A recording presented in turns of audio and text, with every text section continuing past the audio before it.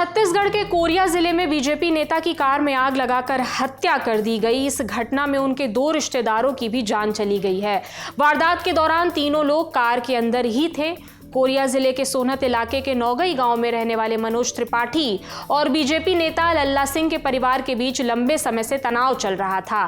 16 जून को लल्ला सिंह फॉर्च्यूनर गाड़ी में सवार थे। आरोप है कि करीब रात 9:30 बजे मनोज त्रिपाठी पक्ष के लोगों ने कार को घेर लिया। पहले ट्रक से जोरदार टक्कर मारी गई और फिर पूरी गाड़ी को आग के हवाले कर दिया गया, ऐसे आरोप हैं। गाड़ी का सेंट्रल लॉक बंद होने की वजह से अंदर बैठे लोगों को बाहर निकलने का मौका तक नहीं मिला।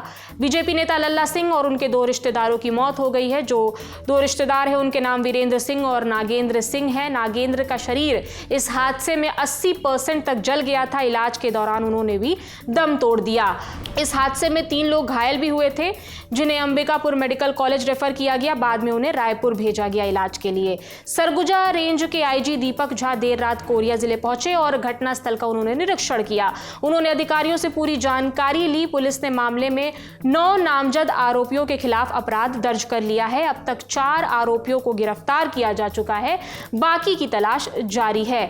गिरफ्तार आरोपियों में अक्षत त्रिपाठी, विशाल त्रिपाठी, सत्यप्रकाश त्रिपाठी और मन्नू त्रिपाठी शामिल हैं।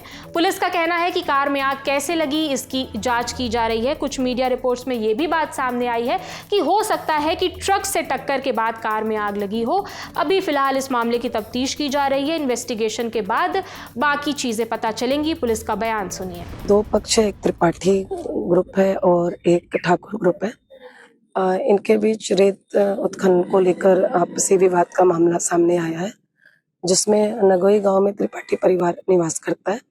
तो रात में 9:30-10 बजे के आसपास ठाकुर परिवार के कुछ लोग आए और दोनों पक्षों के बीच लड़ाई झगड़ा और मारपीट हुआ है, जिसमें फॉर्च्यूनर गाड़ी के जलने की जानकारी अभी प्राप्त हुई है हमको, पर ये आग कैसे लगी अभी तक ये मैटर क्लियर नहीं हुआ है। एक बीजेपी सोर्स ने इंडियन एक्सप्रेस को बताया कि भरत सिंह ने उर्फ लल्ला सिंह ने 1995 में बीजेपी के समर्थन से पंचायत चुनाव जीता था, लेकिन बाद में तबीयत खराब रहने और अपने बिजनेस की वजह से वो राजनीति में ज्यादा एक्टिव नहीं रह पाए। वो किसी पद पर भी नहीं थे। पुलिस का मानना है कि ये पूरा झगड़ा जो है ये रेत खनन से जुड़ा है, पुरानी दुश्मनी की वजह से जुड़ा है। दोनों पक्षों में रेत खनन को लेकर पुरानी दुश्मनी थी। वारदात से एक दिन पहले भी दोनों परिवारों के बीच फोन पर बहस हुई थी। इस मामले पर कांग्रेस का भी स्टेटमेंट आया है। कांग्रेस का आरोप है कि राज्य में नेताओं की शह पर अवैध रेत खनन का खेल चल रहा है और इसी वजह से इतने बड़े अपराध हो रहे हैं। सुनिए छत्तीसगढ़ कांग्रेस अध्यक्ष दीपक बैच का पूरा बयान। देखिए, ये संरक्षण भी है, रेत के मामले में संरक्षण भी और लूट भी है और भागीदारी भी है। ये सब भारतीय जनता पार्टी के विधायक, सांसद और मंत्री कर रहे हैं। सामूहिक लूट चल रहा है प्रदेश में। सिर्फ ये रेत ही नहीं, आयरन ओर, कोल माइंस, रेत, जंगल को काट कर बेचा जा रहा है। ये पूरी तरह से सामूहिक लूट इस सरकार ने मचा रखा है छत्तीसगढ़ के खनिज संसाधनों का। निश्चित रूप से आने वाला समय में जनता देख रही है और एक दूसरे के खून के प्यासा हो चुके। फिलहाल पुलिस ने हत्या और हत्या के प्रयास समेत गंभीर धाराओं में मामला दर्ज कर लिया है और जांच जो है जारी है।